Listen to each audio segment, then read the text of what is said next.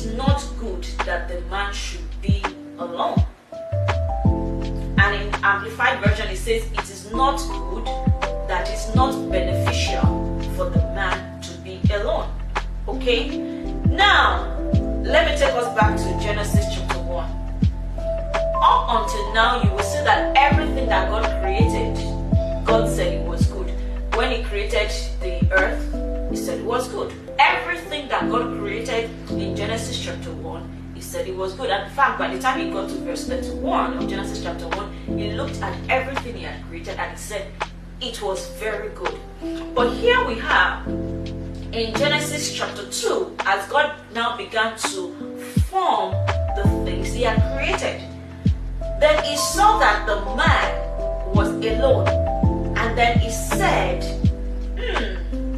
it is not good that the man should be alone. So this is the first time we are seeing God say something was not good. Right? He didn't just stop at saying that this was not good. He made up His mind to proffer a solution. So He saw that something was not good, but He didn't stop there. He went a step further to say, okay, now that I've seen that this thing is not good, I'm going to create a solution. He said it was not good for man to be alone. And then the next thing He said is, I will make.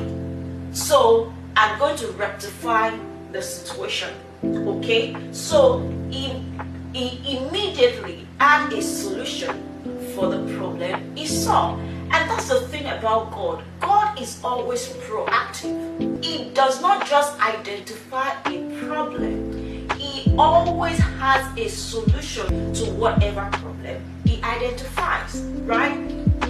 And this is what He expects of us, because there are many people who are actually very good at identifying problems. I know people, if you bring up, maybe it's the issue of Nigeria or it's the issue of America or whatever it is, they can tell you everything that is wrong. Okay, what is the solution? How can we solve the problem?